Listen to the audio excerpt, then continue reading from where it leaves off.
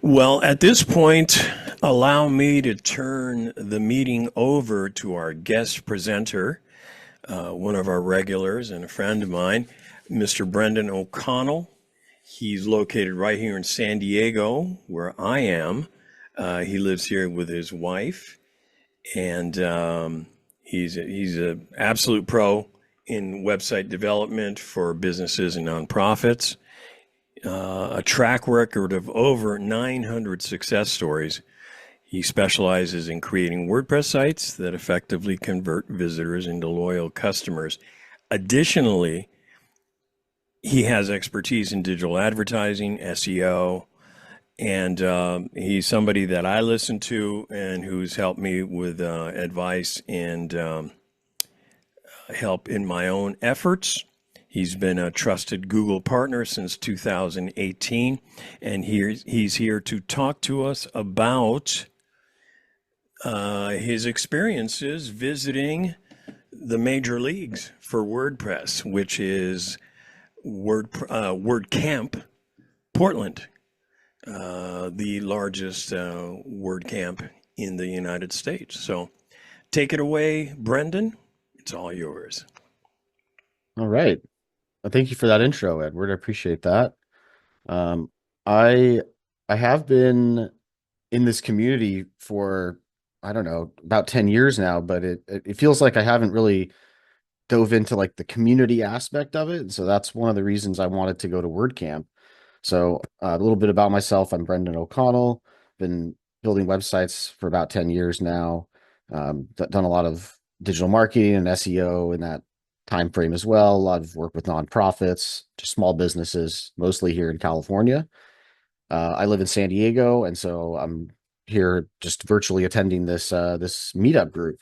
So Edward's been hosting this for a while, and it's been a great pleasure to just kind of connect with people, give a little bit of my perspective and a little bit of sort of educational whatever back to the community. So that's kind of what this whole thing's about for me. And so, earlier this year, I sort of made an effort to participate more, but put myself more out there in the WordPress community, connect with other content creators that are educating and sort of onboarding people into WordPress. And finding this group was part of it too. And I've also attended many other meetup groups for WordPress, mostly again in California. There's just so many sort of every day of the week that they're helping people get onboarded and help them fix their websites in WordPress. So that's very much what I'm interested in is helping grow this thing and making sure everyone's along for the ride. So in that spirit, I decided, I should just bite the bullet and go to WordCamp. It was up in Portland, so it was just 2 hour flight here from San Diego, and it was really a great time. I met a lot of great people, made a lot of connections, got some potential sponsorship deals and things like that, because I also make YouTube content, and I've been trying to just grow in that community to help give back any kind of expertise I got. So that is the sort of the background of why I decided to go to WordCamp. I wasn't sponsored by anyone. I went on my own dime. Next time I might consider getting a sponsorship. Not that it was that expensive, but I think people are eager to sponsor members of the community that are involved. So that is just a little bit of intro. So I'll just quickly go through this. Is we're going to talk about like why would you go and who this event's really for, how I prepped and how I might prep differently for the next time. I've got some photos. I'll talk about the experience. I'll talk a little bit about the closing ceremonies, talk drama from Matt Mullenweg, and some reactions to it, and then just some reflections. So I will keep going. So as we talked about, WordCamp is sort of like the flagship WordPress event in the Western Hemisphere. It's the sort of the largest one there. I think it was probably over 1,500 people, maybe even close to 2,000. In fact, I should have included one of the pictures I have that has a picture of a bunch of people in it that from a high up perspective. It was pretty cool to see how many people really actually showed up. But it's really for anyone who's in the WordPress scene. So if you're an agency owner, if you're a freelancer, if you are a plugin or a product owner, or even just a WordPress enthusiast and it's your hobby. There's value for you to go and attend this and attend some of the talks, to try and meet some of the people that you might be interested in collaborating with or learning from. It can be a great educational um, perspective to go, or it can be strictly marketing and business. It really depends on what your goal is to get out of WordCamp. And so, one of the things they have are what's called the hallway tract, which is just you're just kind of mingling in the hallways. And then there's also these great after parties that are usually thrown by like a plugin company or a hosting company. And those are great networking events. You get, FaceTime with whoever you can find and muster up the courage to go to. So, a little bit of advice, just be outgoing and authentic. Like, don't go there and just stay in the hotel room the whole time. Put yourself out there and try and, go up and make some introductions. That's how it all starts is just like getting your foot in the door and talking to people. So there's not really a greater concentration of all the top dogs in WordPress, both from a development and core contributor role, as well as like a product centric type of approach. Like you can meet people that are very much involved in the Gutenberg project and core contributors, or you can meet people that are, building the next AI plugin or whatever it is for WordPress. And just a little caveat here at the end, like don't go, if you're an agency owner, don't go expecting that you're going to find clients. It's like trying to, sell ice to the Eskimos. It's like, you're not going to go find traditional clients that way, but you might be able to create partnerships or find out some pain points of other agencies, or things like that. So definitely some value there. Even if there's not necessarily a direct client experience. Now, you might get lucky, but but definitely set up some meetings in advance if you can. Try to see who's attending, who's going to be presenting, who are the sponsors of that WordCamp. And if you use their products or maybe you're interested in their products, definitely check out. That's your time to like go and learn a little bit about them. They might even have some discounts for you. And so a little bit about the prepping.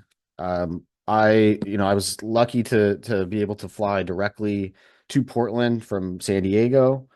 That flight was around $100 round trip, so very affordable. The ticket itself to WordCamp, I think they keep going up slightly, but it's still a tremendous value at $100 to attend. You get lunch for 4 days, you get 4 full days of programming, you get swag, you get all that good stuff.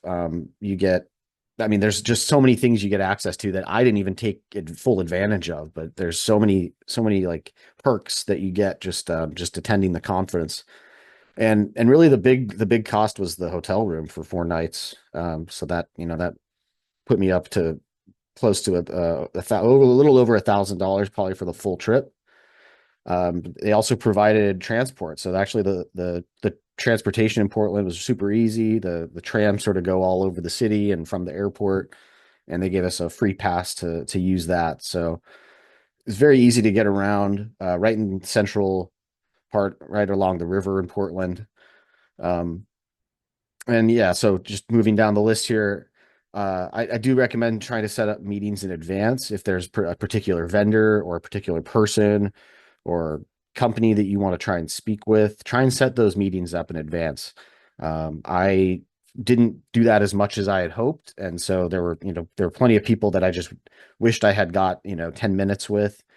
So that you can plan that out because people's schedules fill up pretty quickly. You'd be surprised how people just that's their big networking week for the year a lot of the time. So definitely try and prep and just take a look at who's going to be there and make yourself available too. So I created like a little personal calendar that I printed on. I even made some personal business cards, particularly for this event that I made up. I don't think I ever ended up giving out a single one now that I think about it. A lot of people just wanted to connect on LinkedIn, so it's easy to just scan your QR code on your phone app for that. Um, but definitely, I did make a little, public calendar that I posted online, and a couple people booked some time on it. So I'm not like a huge bigwig personality necessarily, but enough people are interested in meeting new people that definitely recommend just again, putting yourself out there, making sure you're available, and you know, it's a great time. And another thing that I didn't do properly before was leave enough room in my travel bag to bring back the immense number of items of swag that are available. I got probably 8 t-shirts, 2 bags, a bunch of stickers, some water bottles, some, just very like keychains, various things, swag related. That was really cool to get all that, just see how people are designing all their content, and you might get some marketing ideas for yourself. But that was leave some room in your bag, or bring another bag, and really use it as a week to learn. I mean, you're there to not just attend all the talks. It's impossible to see all of them, but you're there to learn about the ecosystem, learn about what people's pain points are, and how they're thinking about solving them. And you might get some inspiration and in some places you might not have originally thought. So just keep yourself open to new perspectives and ideas. And people are not just there from the US. I mean, people travel from all over the world to attend this. So I mean, there were product owners from Asia and from Europe. Um, so it really was sort of the whole gambit of the ecosystem. So, going into this, like I tried to group this into sort of like your 3 traditional buckets of people that might attend these groups. Um, there's probably, I would guess there's not as many freelancers as like product or agency owners, but there were a good number of freelancers there. So if you're apprehensive about going, like, oh, I don't have my own business, you can still attend these skill enhancement workshops and various talks and sessions. And those are going to give you a sort of a bird's eye view, and very specific on certain talks of how WordPress is being used, from everything from a pretty small blog up to like enterprise, Disney and various news organizations that use WordPress. And so that is going to be a big benefit, that you can kind of just get a feel for what all is going on in the WordPress scene. And along with that comes all the networking opportunities that you can have there, because there might be other product owners or agency owners that are looking to hire freelancers, or to sort of branch out and sponsor freelance activity. So that's something to keep in mind. And again, you're going to get exposure to the latest WordPress trends and sort of best practices, and the whole gamut of how WordPress is used. It's not just to build marketing sites anymore. It's e-commerce, it's big news organizations, it's headless WordPress. There's a whole bunch of enterprise stuff that I'm still sort of dipping my toes into, but it's great to see the variety of use cases for WordPress. So, if you're an agency owner, you might be able to find potential hires, either remote or in your area, that you might be able to collaborate with. You're going to get all the benefits of that sort of business development from, shaking hands with other agency owners, hearing what their pain points are, what kind of market research they've been doing, what they've learned in their markets, all that good stuff. And again, those sort of strategic partnerships with either other agencies that are looking for white label development or design, or product owners that are looking to get their product in front of more eyeballs, in an agency format, and not just from traditional sales channels. So the big group, I think, would probably be the product owners, the plugin owners, the hosting companies, people that are looking to, that might have sort of parallel products outside of WordPress, but are looking to get into the WordPress scene.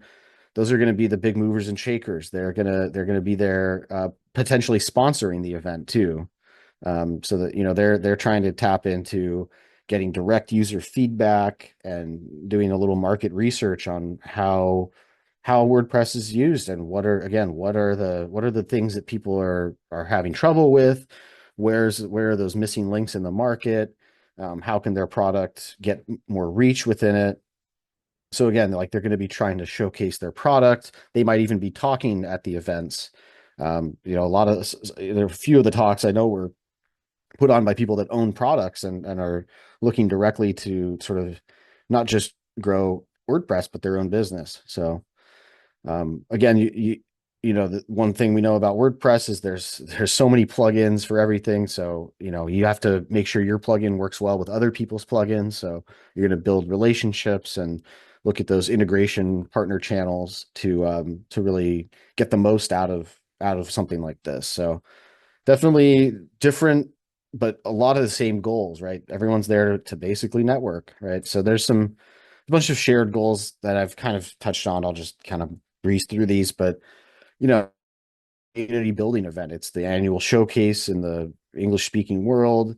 The all the stakeholders that are there, whether you're a freelancer or a product owner, you're benefiting from just the strengthening of the ties within the WordPress ecosystem. It can feel a little fractured at times that we all are all in our little silos, doing what we do, and this is the time where we all sort of come together and take stock of what we have in common and try and grow the ecosystem. And you're going to hear different experiences from different people. And one of the things I noticed was like there's a lot of people that are trying to get into the U.S. market, and they might have limited experience in the U.S., but they've tested their idea in their small country at home, and they get to the US and it's like very different. And they're just everyone's trying to sort of learn the ecosystem as we go. So there's a lot of sort of like aha moments that you'll see in people's eyes that and vice versa. You hear someone in the US and they have no idea of the perspective of the European market. But that's something that that is easily shared at these type of events, right? And so moving on, we've got like brand visibility, right? So you're there, you've got your name of your business printed on your card. You can give out your cards, you can connect with people on LinkedIn, like you're getting eyeballs on your business. I looked at my website after the WordCamp event. I saw, some upticks in traffic. So like people were, clicking on my site and checking it out, which is great. So along with all this, you're getting insight into the trends within WordPress of like what's popular. You can see like what are the most popular talks at a WordCamp by going and just seeing how many people are in the room. So you have this awareness of this. You're part of this whole vehicle that's moving forward, right? So you gotta you're staying up to date on the developments, and again, just these collaborative opportunities that you get. I mean, I can't overstate how important it is to get out there and just put yourself out in the community and see what happens. So let's move on to some pictures here. As I said, it's sort of right outside here's the convention center, sort of lit up at night. So this is taken from the hotel here, which is just right across the street. So this is the Hyatt, Regency Hyatt, and that it's very conveniently located, right? You just walk right across the street, and here we've got the entrance to the convention center with a little bit of the branding. So we got our wonderful WordPress logo and our WordCamp 2024 logo just decorating, and the whole inside was kind of decorated too. I didn't get a ton of pictures of that, but there's sponsor logos various places, and it felt great to just like see how great and big WordPress was. So there's some pictures of that. And then we got some pictures sort of at a couple of the talks. These are two different rooms. This is sort of like the big, I think this was the opening first talk. So it's a very big auditorium. This one's a little bit smaller. But yeah, I mean, it's filled with lots of people. And it's everything's live streamed. So this is like being live streamed to the WordPress YouTube channel so that anyone who wasn't able to attend can just watch for free on those streams. And I do highly recommend checking those out. Like I've had to go back and watch a couple of these because you just simply can't make it to every talk because a lot of them are happening simultaneously. So I'll make sure um, I put links to the replays in yeah, the description. absolutely. I can't remember if I have that in my slide, but we'll make sure that to include that because it's very worthwhile to go see what people are talking about. And yeah, the whole gamut of all the different events. And then here's like one of the private events this was for GridPane, which is a very popular hosting company. So they gave out branded hats. They had a private dinner for some of their people. They had like, I don't know, like a wallet or something like that. branded golf balls, like the whole gamut. But they had, they gave them nice steak dinner. They had a nice spread for all their people that they invited. So like, if you're and these were happening all the time. So this is just one example, right? So if you're a host with GoDaddy, or if you're a host with Bluehost or Pressable or something like that, like they have all their different events too, that you can attend. So take advantage of this. That this food is for you. So go go and make sure you eat up. But yeah, it's nice to see like a sort of dedicated look at these people. It makes you feel like you're not just another number in their balance sheet, right? You're part of their community, and you're valued because you made it to WordCamp, and you made the trek out there.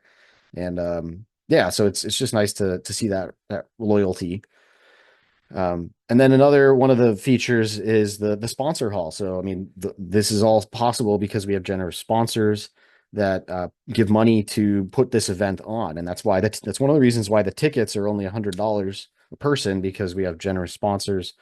So we have WordPress.com is obviously a sponsor, and some of their products like Jetpack and WooCommerce.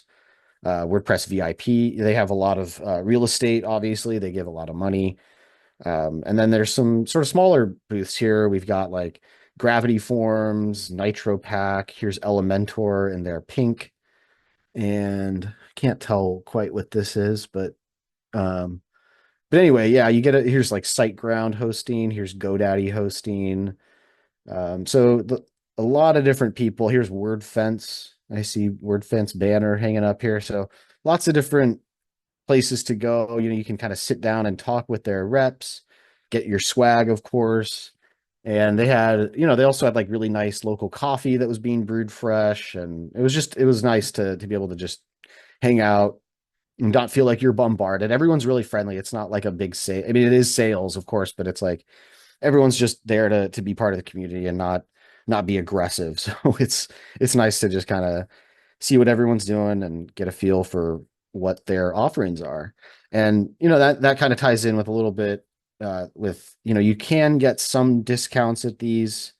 I wasn't really looking to get any of these products necessarily, so I didn't really pursue it that much. But I think like if you are looking to change hosts, you might be able to get like a 2 month free coupon or something like that. It's again, you kind of just have to go and see what you can get. And yeah, so that's the sponsor hall. And then we had some other types of events. This was like the speed build challenge that Jamie Marsland does. He's been doing these live on YouTube with people streaming in remotely. But this one was in person. So we have Brian Cords here and Amber Hines. They're sort of, big power users within the community, and they both sort of went against each other to build a website together. So it was fun. It was a bit of a showcase, and we all got to sort of heckle them from the audience. Of course, it was all very nice and it's not a huge competition, but it was fun to get into the spirit of the games. So they did that live, and that was like a 30-minute challenge or something like that, and they built some like food website. I can't remember what it was, but yeah, again, you can go watch the replays of that. And the great thing about this that I'll mention also is that like other community members have started to participate and piggyback off this event. So like a couple of friends of mine went and did a live stream where they also built this along with them a few days later. So it's a interesting sort of community building aspect, and I think we'll see more of this. Jamie took over as head of WordPress YouTube within the last couple of months, and he's got a good eye for content, and is trying to grow us into the next phase of WordPress. So um, that was a fun event. And then we got some pictures of yours truly at some events here. Here's me and Mark Szymanski and Kevin Geary, and just some other guys that work at SureCart. And then this was on the left here. This was an event that we had that I was invited to as a WordPress YouTuber, sort of getting the lowdown from the WordPress team on the strategies for content creation and video content within WordPress to to really, again, onboard people into this ecosystem and fight back against the tendrils of like Wix and Squarespace and Webflow. We need good content creators, and that was part of this dinner, was a sort of a thank you to everyone that's been um, putting their head down and helping with the WordPress scene. So uh, again, here's Brian Cords. He was in that previous one. Again, here's Kevin Geary, Rich Tabor here. You can see the back of him. He works at Automatic. So the whole gambit of people that work directly for WordPress or are helping people get into WordPress. So that was a lot of fun, and yeah, that was good. We got to meet Matt Mullenweg that night, just briefly, but anyway. So here I've just got a sample programming here, and you can go to this link and you can see the schedule. And there's 3 days of this. So this is just one day here. But you can see here like the timestamps. It's each talk's about an hour long. And then these boxes are like the three tracks. So it's like room A, room B, and room C. So those talks are going on at the same time. So you really can't see every talk, even if you wanted to. But again, these are all recorded, so it's good to go back and check these. But just wanted to include this to give a flavor of what the type of talks are that you can be expecting to look at. This was, I believe, the first day, like showcase day. So we had a talk on integrating AI into WordPress, navigating Gutenberg, and something about accessibility. And so these are all sort of product owners that are working within the WordPress ecosystem and giving talks about how they're helping out. So yeah, just a quick overview of this. You got some looking at the block visibility plugin from Nick Diego. He's got some great plugins around that. And then yeah, some talks about, again, big news organizations, New York Post, CNN in Brazil, Vox Media. I want to say there was some more. Yeah, here's like Pew Research. So some big news and media organizations that are using WordPress effectively within their organization. So that it's always interesting to me to see those like really enterprise solutions that are have put their trust into WordPress. I'm just trying to see if anything else sticks out to me here. This was a really interesting one too, about like using WordPress multi-site to build like hundreds of franchise websites and have all that global content synced together, and really just like pushing the bounds of how WordPress is used. And yeah, again, that was it was a little maybe heavy on the enterprise stuff, and that was kind of one of my complaints. We'll get to that later on. But here's the link if you want to check that out. And again, yeah, what was missing? I would have liked to see more like marketing and biz ops and biz dev sales stuff, like essential agency skills and training on how to actually sell and market WordPress. I think a lot of we take that for granted. On like a lot of business owners are not necessarily, they don't really care what their website's built on, but they might have heard things like, oh, WordPress is not secure, or it's just overly complicated or whatever. So I would like to see more of that on how to really onboard your everyday like business, or like maybe someone who just owns their and manages their own website. How do we get them to really sign on with WordPress and see the value in owning of their content, and really embracing that open source, and not just immediately going to Wix or Webflow. So I'd like to see a little bit more of that. And I would also, yeah, again, like to see a better mix of like small business to enterprise stuff. I think the focus tends to be more on the enterprise stuff, which is, it's great as a recruitment tool and like an aspiration of like what we could do with WordPress. But, I'd like to think a little bit more about the sort of blue collar digital worker of WordPress, your agency owners that are, in the trenches, so to speak, onboarding people regularly. So that's something I feel like they could focus a little more on.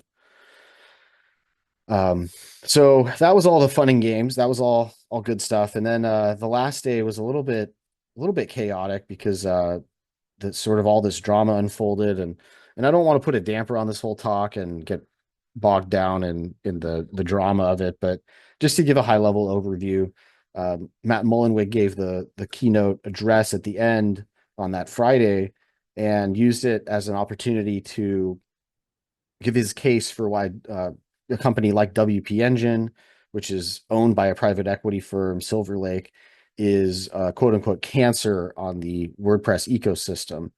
Um, he views it as them extracting all this value and not giving enough back to core. They only give about 40 hours a week versus his company Automatic gives about 4,000 hours a week back into core development to really keep the ecosystem alive. And so there's this big uh, drama between the two of these, Matt Mullenweg and WP Engine and sort of the proxies of those two to get back. There was an initiative a few years ago that Matt put out as sort of a non-binding thing, which might be part of the problem, which is called Five for the Future, which is the idea that if you're making immense amounts of money off of the WordPress ecosystem, you should donate 5% of your revenue back to keep the ecosystem functioning and growing. And it's the idea of sort of watering the commons, so to speak, making sure you're not just plucking all of the apples off the tree and that you're only taking enough so that the rest of the world and the next generations can benefit from it. So that's been sort of the crusade that Matt has been on for the last month. I left a link here to both his blog, which is outlining some of these things I'm talking about, including his reference to the tragedy of the commons.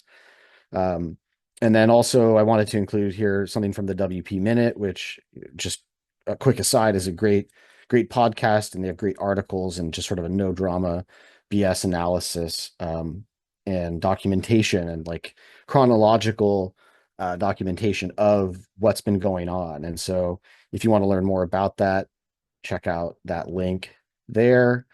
It's got lots of screenshots and links to other articles and various streams that relate to this, because this has been going on now for about a month now, and it doesn't appear to be stopping anytime soon. Anyway, so a little bit about that reaction. I mean, it's now broken into like the mainstream tech news. So like CNBC is writing about it, Slate, TechCrunch, The Verge, all these streams. Like there's been lots of activity about this because it has wider implications for the open source community. And I don't have time really, or the desire to get into all like the individual events that have happened.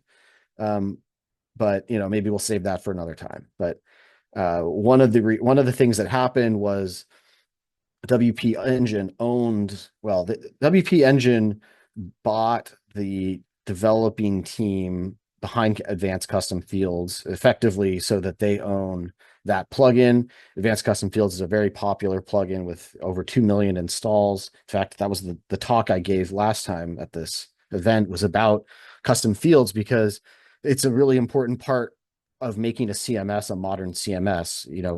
WordPress started as just a blog system, and it's grown beyond that. So we need custom fields in a really dedicated manner. And Matt Mullenweg has since forked Advanced Custom Fields, so to speak, and called it Secure Custom Fields. So here's like a guy saying, "Oh, I'm so excited about this update." He hits update, and suddenly it's a totally different plugin with a different author.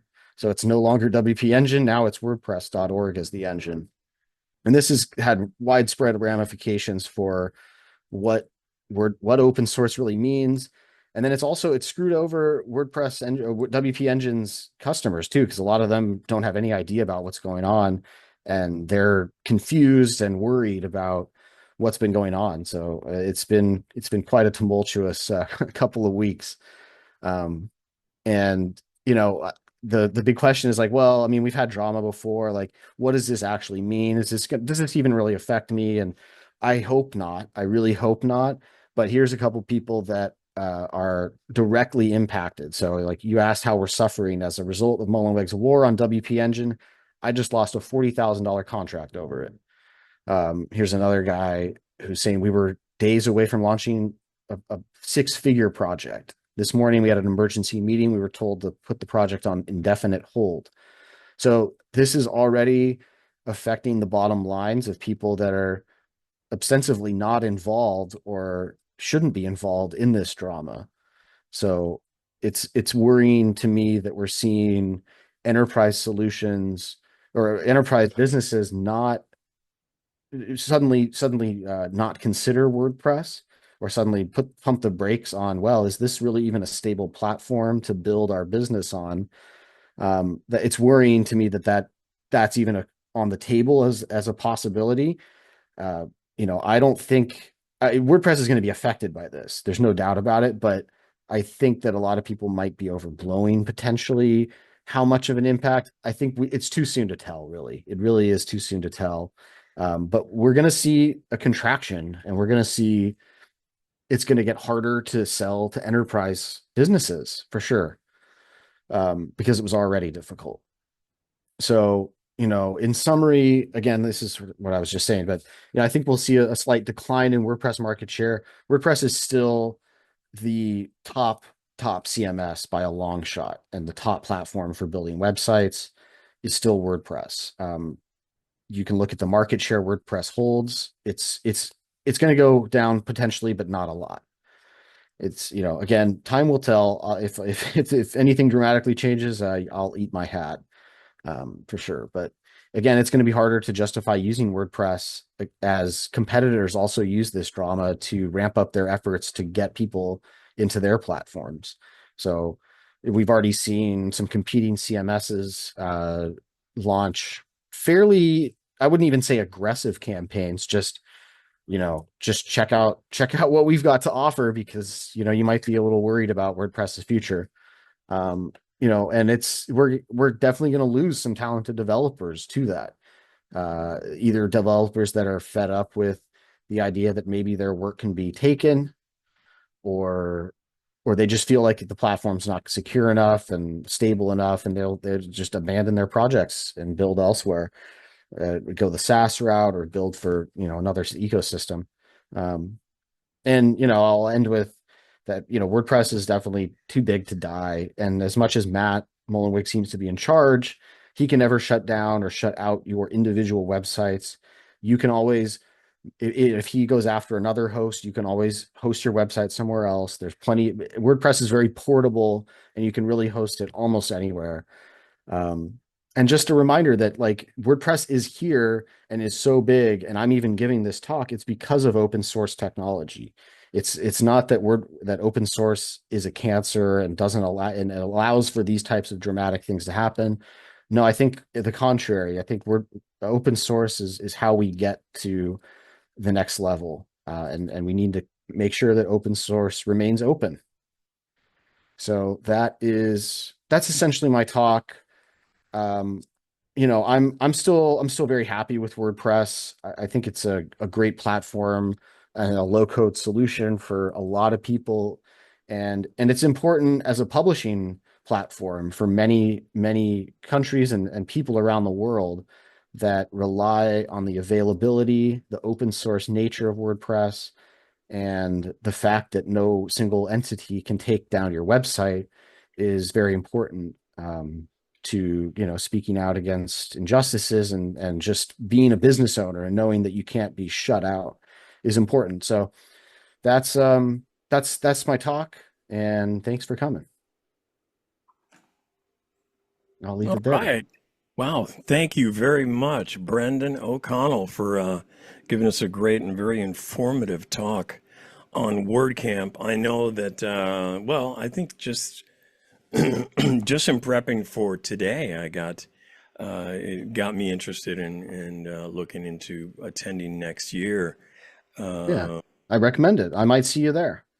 yeah, yeah. Well, you never know. Maybe we'll carpool or do And, something. and and just on that note, like I've been going to other meetups, and I did meet some people that I've met just at those meetups that also just said, "Oh, I'm going to go." Or some people live in Portland, and they showed Anybody up. from So San Diego that you bounced into?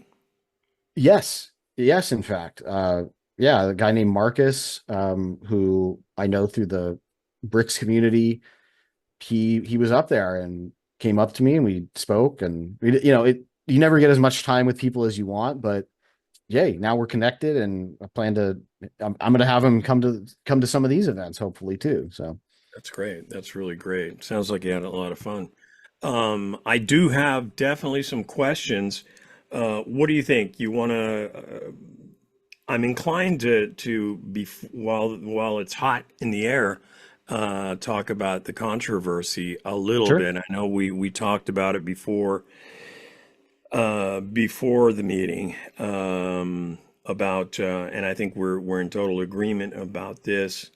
Um, I know I'm inclined not to fuel any controversy, or I'm not somebody who really enjoys fueling partisanship or divisiveness, that sort of thing. That being said, you're the closest to this that I know. I know you're a lot more connected to the WordPress world at large, and certainly you just came from ground zero, Mhm. which would certainly be arguably anywhere Matt Mullenweg is. So in your view, in your thoughts, and not to put you in the hot seat, but how do users, let's say currently, or potentially, let's not black pill the future, but in your view, how do users, or how are users losing from this WP Engine automatic mat upheaval?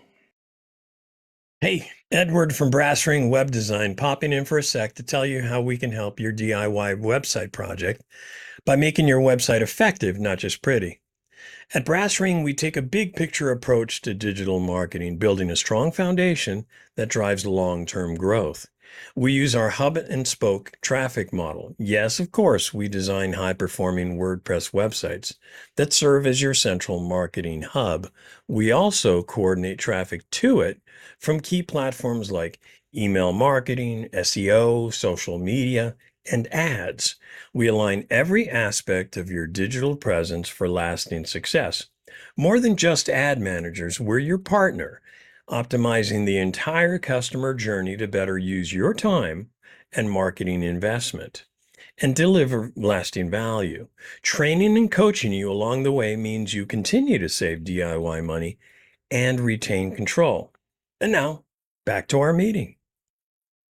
Any thoughts on that? Yeah, no, definitely, and I sort of briefly touched on it, but I mean, the vast majority of WordPress, I keep calling it WordPress engine, WP engine customers have no idea about any of this, and yet when they log into their dashboard and they see that they can't update this plugin because the company that owns them has been blacklisted from the .org repository, they don't even know what that means. It means nothing to them except that they can't update their website.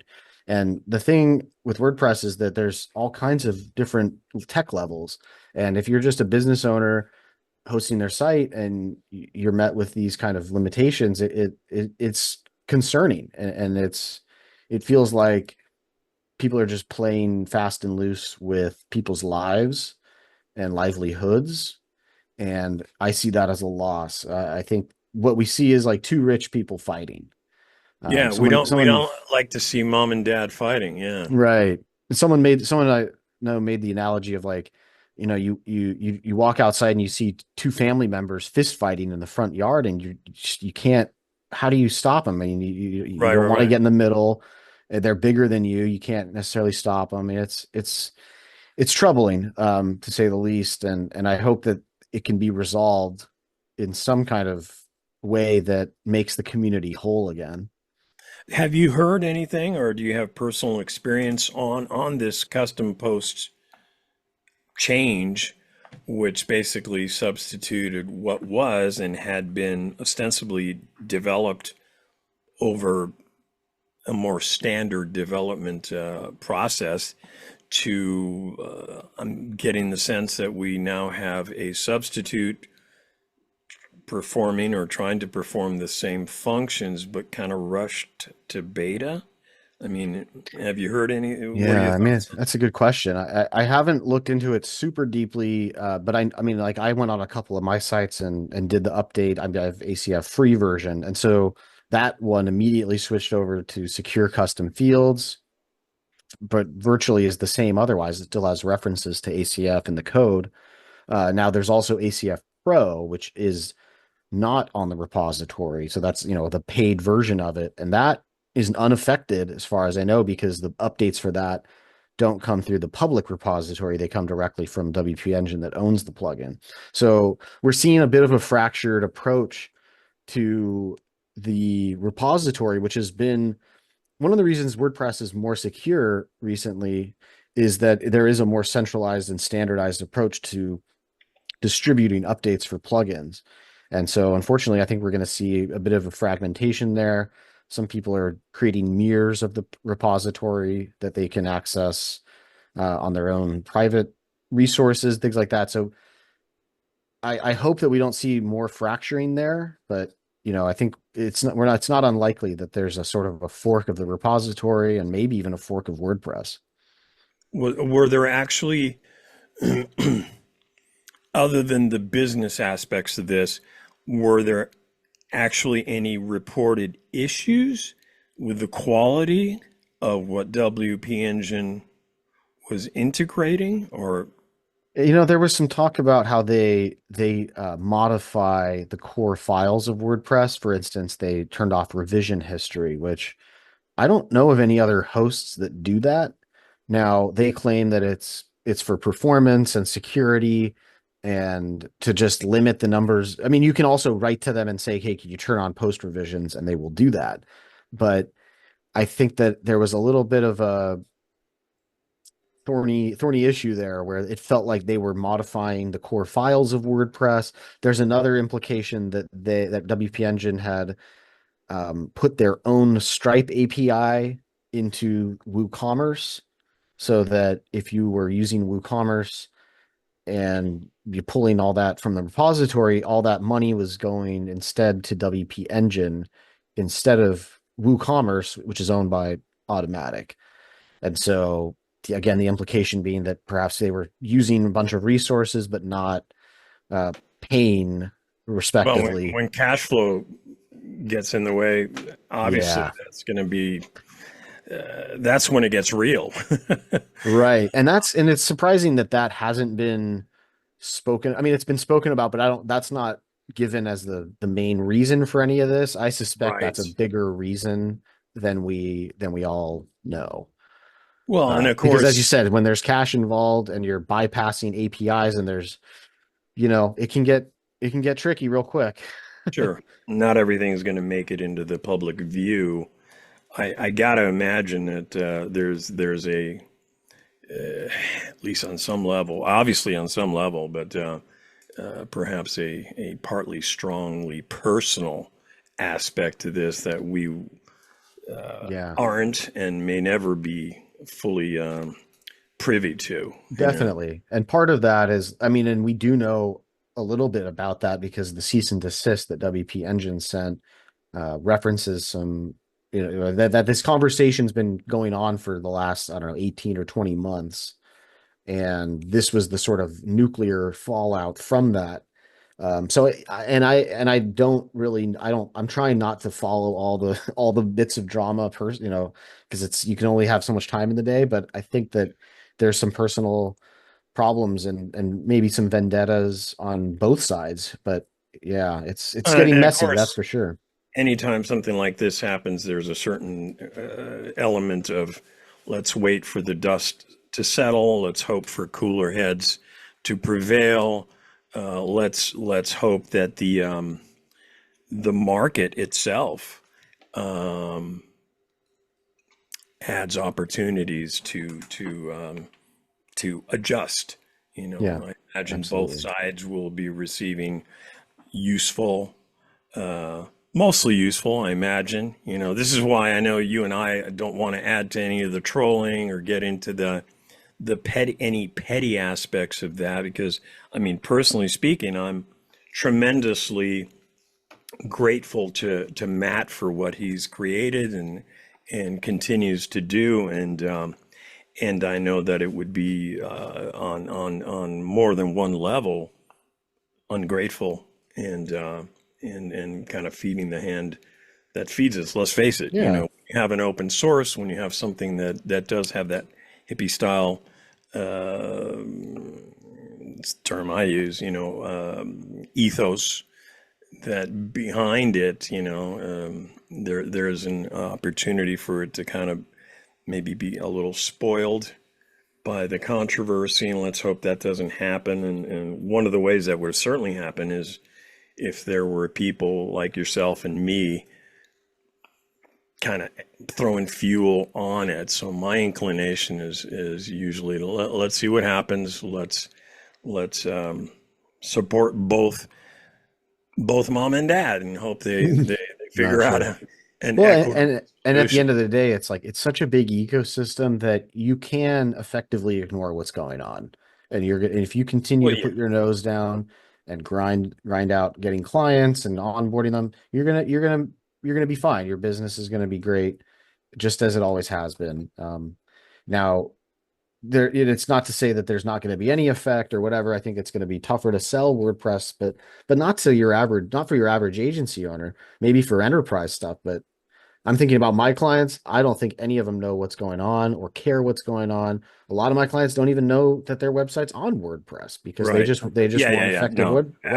absolutely. Yeah, that's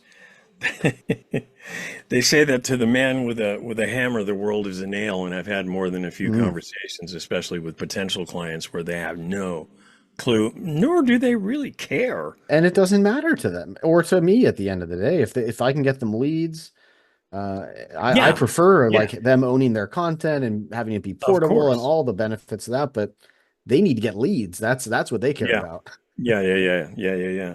Um, so in terms of, you were talking about, there's been a diminishing of, did you say traffic or market share, for WordPress It's at probably the, it's probably that it's not growing at the same speed that it once was. So it's not like it's the number's not going down well, yet. if you have that instance you cited about somebody losing a $40,000 deal, which, you know what, to me, 40 grand is an amount that I would feel. Oh Um, yeah. Yeah, so, yeah. And the other one was a six-figure deal, which is yikes. crazy. Yeah. Yeah, I mean, so we're yeah, talking about probably like government services or like a sure. large nonprofit, maybe a big enterprise business, but Well, something we've got a lot of significant. Fortune 500, or well, Fortune companies, and like you said, media companies, and Yeah. I think I believe the White House Yep. was The using White House and WordPress. NASA. So I mean, and not that the White House is consequential in any way. Um, That's a whole other But conversation, yeah, huh? that's a conversation. We don't have the right personnel nor the inclination for it. But yeah, I mean, I can see where people are holding off on their. I mean, obviously, I think it's premature to jump off the platform, and I Yeah, I certainly think so hope, too. especially those large platforms, aren't doing that. But these large companies, they have to have a plan A, B, and C, and have people at battle stations to be on the balls of their feet Oh to yeah. I mean move yeah, like a tangible. CEO of a company might not know what's going on, but the CTO The definitely CEO, is oh yeah, paying yeah, yeah, attention to what's happening. yeah. And There's yeah. probably a little clenching, more than a little clenching going on going on throughout the world. Yeah. Um, And what whatever is we can do to just lower the temperatures, get people yeah? back to just building sites, that's going to be great. Well, it's been So, I mean, it's been growing so well. And mhm. uh, and I like the fact that it is open source, that people do get to own their content, and there is more of a mutual aid feel in the development community, and everything. I would love to see that continue without much of a hiccup. And I mean that, and the fact that it seems that so many things just balk nowadays for all the wrong reasons, for money, for politics, for just sometimes even ideology, and of course we'll see what happens as far as this goes. It occurred to me, and I know you don't necessarily have a crystal ball, but you've got a better one than I do, and oftentimes research is better than a crystal ball. Spotify, Wix, Squarespace, they've got I recently was having a conversation with a client where we were looking at, and I regularly look at market share for platforms.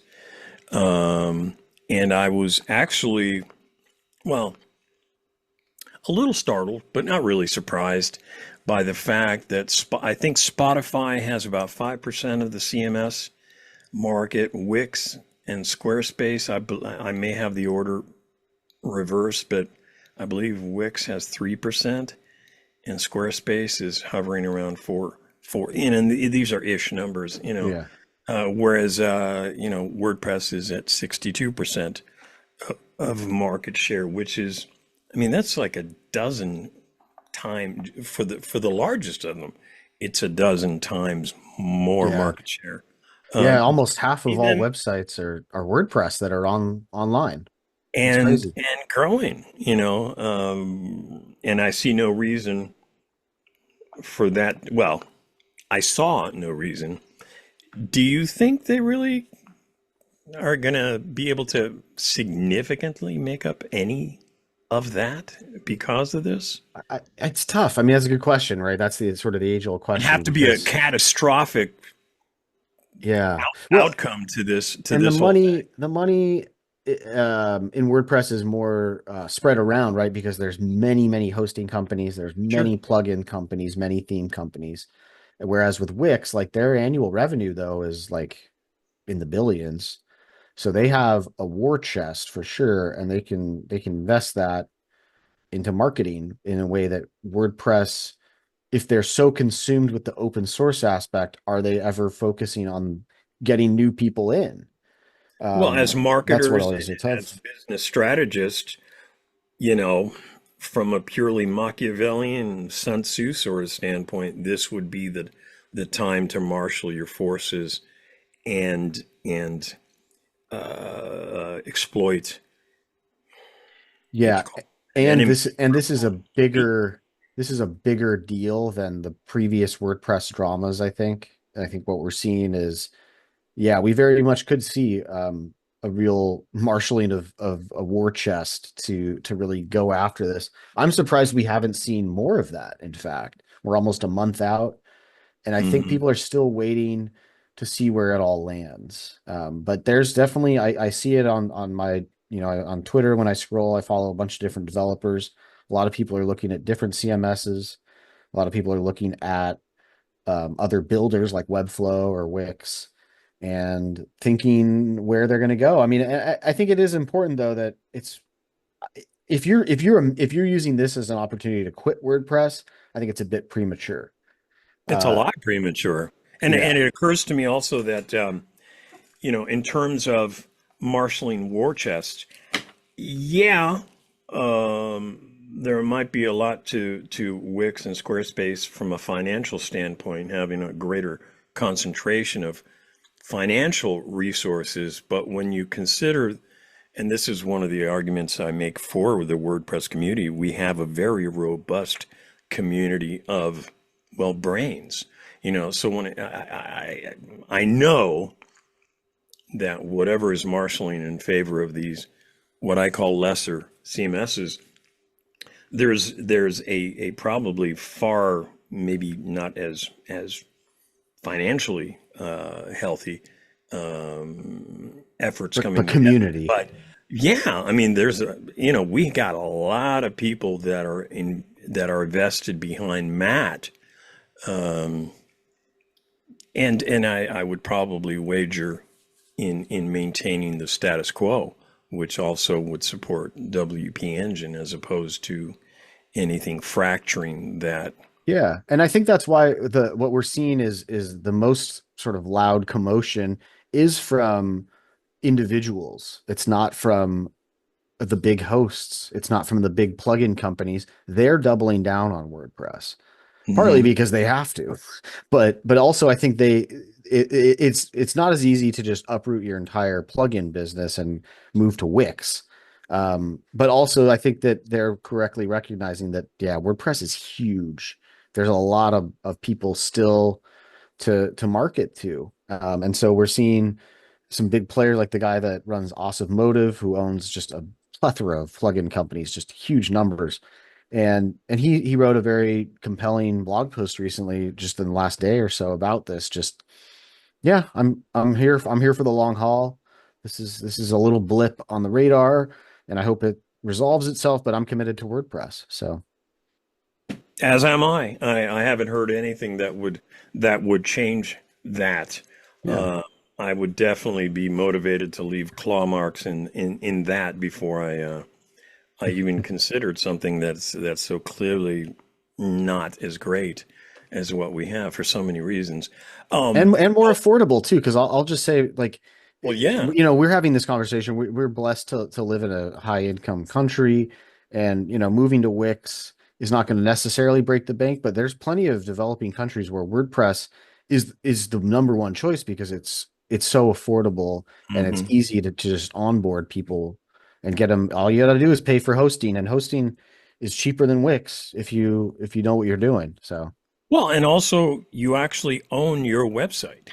You correct. own your content. I've had the pleasure of, like, say, migrating content out of Squarespace, Oh, out it's a of Wix. nightmare. And It's a well, full I mean, it's rebuild for the most part. It's like you can yeah, barely export your blog posts. It's rough. yeah. You're copying and pasting a lot, and they don't. Well, and I get why, but they Sure. they they don't want to. It's kind of like the Roach Motel. Once you check in, you don't check out. They don't, with a song in their heart, make it easy for you to leave them because Right. it's Now, if uh, they're smart, they'll make a migration plugin that seamlessly brings your WordPress website directly into Wix. And, yeah. but they won't make the reverse of that so that you can No, export of your course, site from Wix. absolutely not. No, no, no, Yeah, absolutely data not. liberation usually only applies one way. Right, right, right. Well, okay, so maybe on to more pleasant things, some more lighter questions. You said, in terms of attendance, you were figuring about 1,500 to 2,000. That's pretty good participation, in an event, and just that richness would Right. be And think about the barrier to entry there too, is like you need to, if I was lucky that I $100 to 100 register. bucks, and my plane ticket was only 100 bucks. But if you're coming from Europe, I know there are plugin companies that brought their whole team over from Europe to go to What this. was So what that's was accommodations? just but the price, or Well, both. I mean, you yeah, said I mean, it was right across the street, right? yeah, I mean, if you wanted to, you probably could have gotten Airbnb and saved a few $100. But I mean, I spent, you You're not know, going to be right there. no, and part of it is that if you're in that same hotel with everyone, then the lobby is just filled with Yeah. people you can talk with. Yeah, yeah, So yeah. it's You well you worth that price to you're see. having a networking drink at 2 a.m. Yeah, And it leads to a lifelong that's partnership. exactly. Hopefully I can go to bed earlier than that. But there, yeah, the last Yeah, night yeah, I was up too late, but it was yeah. great to just chat with people in the lobby. No, I have. Well, you know me. I'm a chatty son of a gun. So, usually, if an opportunity presents to have a pleasant chat, no matter what time of the day, I'm. You'd love it. It's Oh, great. I know I would. I know I would. I know I would. We we So we un we unfortunately missed I missed there was one in San Diego just right before this.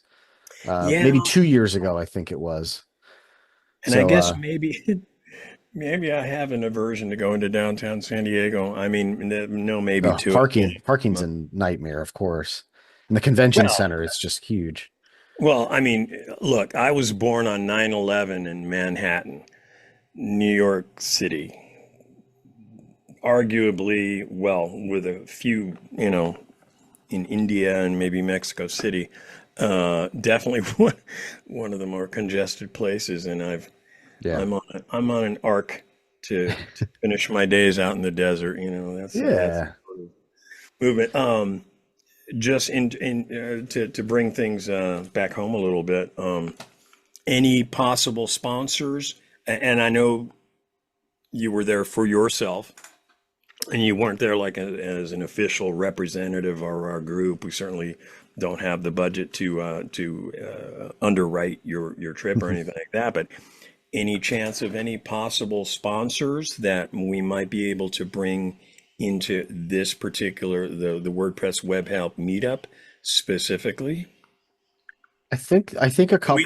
We can have that conversation No, off the yeah. record, Well, right. I can give you maybe more specific details, but definitely that was one of my goals was because I set up these meetings with people just for my own self, but then halfway through the meeting I'd say, look, I go to these meetups all the time. I'm part of the San Diego meetup, and I go to ones throughout the West Coast, and there's tons of people that are being onboarded directly into WordPress. Then now that's your time to, if you have a plugin that's going to help them with their migration. If there's, there were a couple security plugin people that I talked to. and presentations, by the way. Somebody, okay, Right. they may not have money to donate at this particular point in our growth, Sure. but maybe they might want to do a And presentation. the other thing I brought up was like, hey, if you want to sponsor me, like if you want to give me access to your premium plugin, I can do a demo at one of these whatever meetup groups. Sure. So that's definitely a possibility. I know that one of the other meetup groups is doing some kind of partnership with like InstaWP so that you can like spin up a test site really quick and test out a new theme. So that's something that can be useful for these types of demo purposes. So Okay. that's definitely something I definitely have my eye on getting that. I don't have a ton of time that I can dedicate to.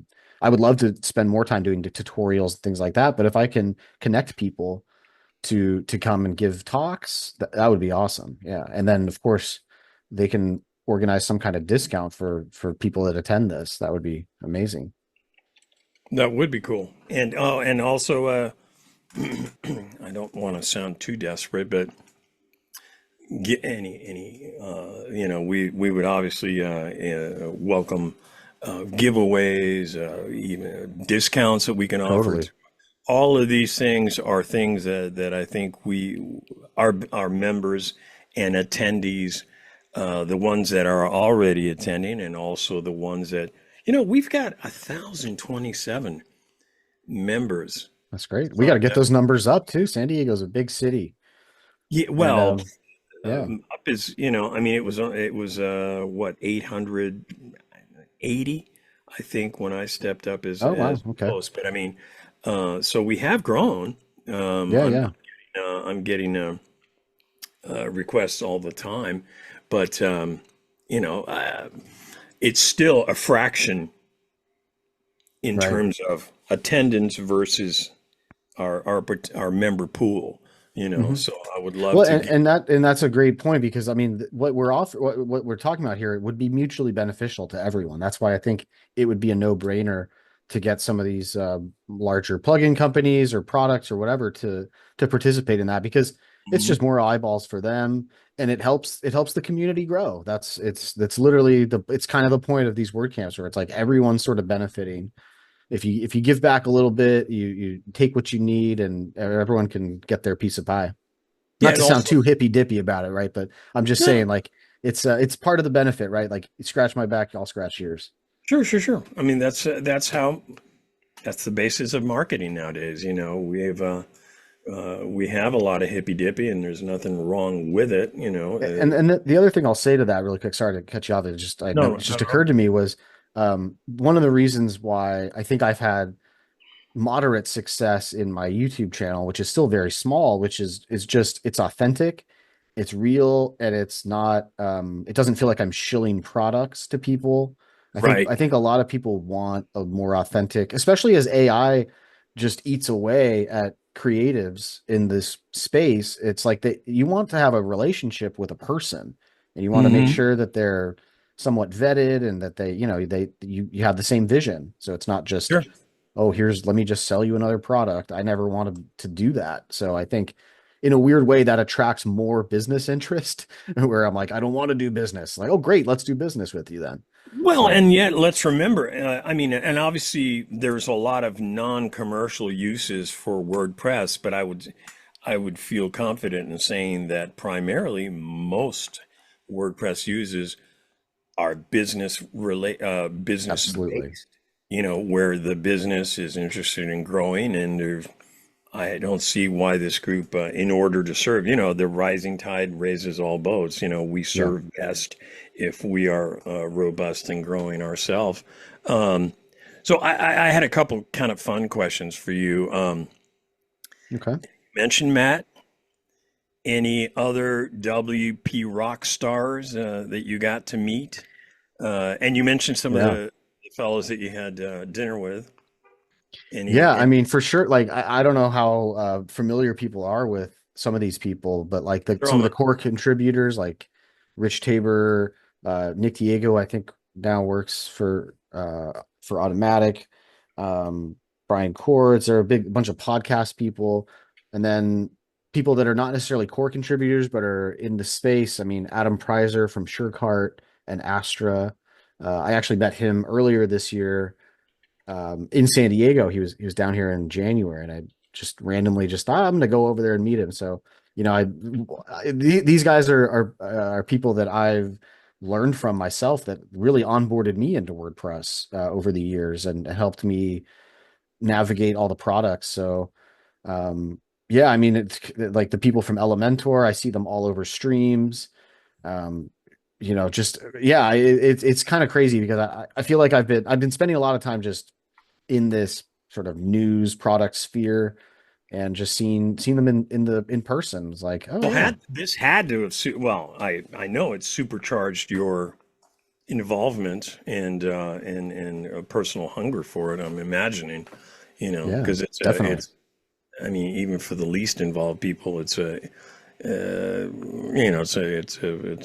tremendous community to belong to.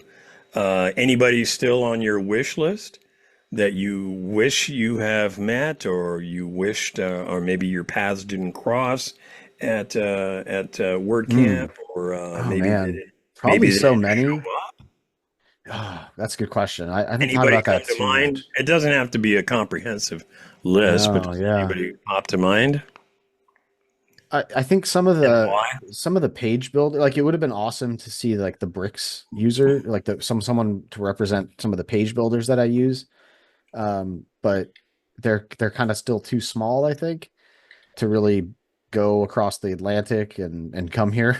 But it would have been nice to see, yeah, just some of the page builders because I feel like the in terms of actually building websites, there was Elementor. Divi didn't even have a booth. I think Elementor might have been the only like page builder that was actually represented. So it kind of makes sense. I also understand why they don't want to have a bunch of page builders because they're competitors to Gutenberg. Well, So yeah. that's an I mean, interesting thing. I know for myself, I have avoided for years because I mean, 2024 is 15 years for me in the WordPress, being a WordPress specialist, and trainer and coach. Um, and I know that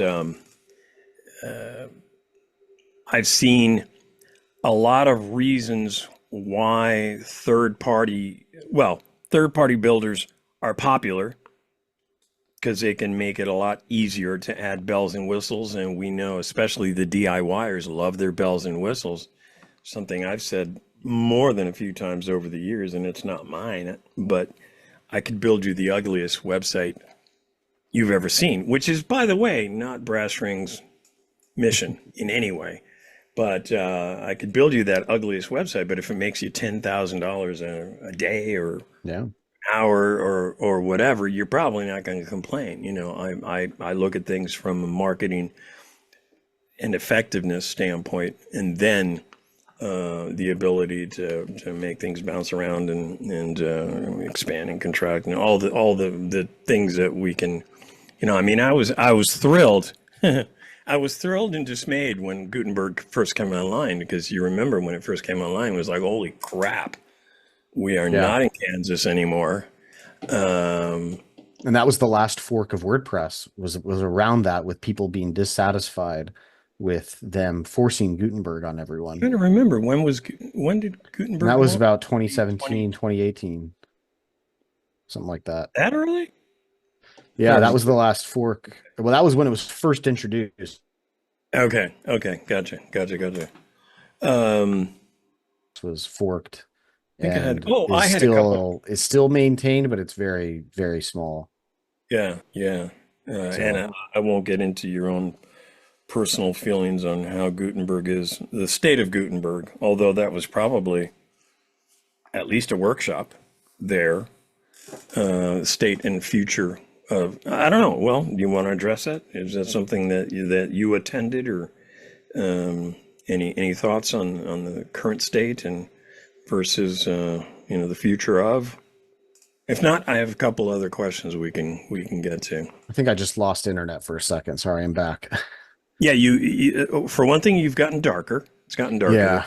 there. Um, and yes, let me see. No, it's still light outside. I have to remember we're both still in San Diego. I know. I haven't had a chance to turn my light on. I got the blinds closed, so it's it's getting darker as we Yeah. speak. Well, I can My I can face is still here, I guess. yeah. If you want to jump up and do that, I can just edit it out.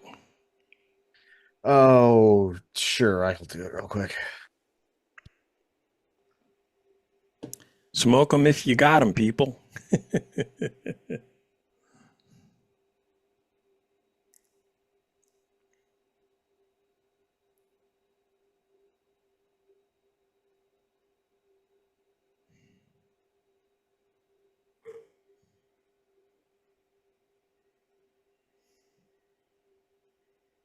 I don't think it's going to do much, but got a No, it's light fine. on there. That's fine. I need to Uh, really work on my setup here. I don't look like a content creator. It looks a little poor. that's okay. It's your content is great. So a couple last ones. Who had the coolest booth? Ooh, that's easy. I think it was A2 Hosting. They had a massive like Corvette Lego that they were giving away.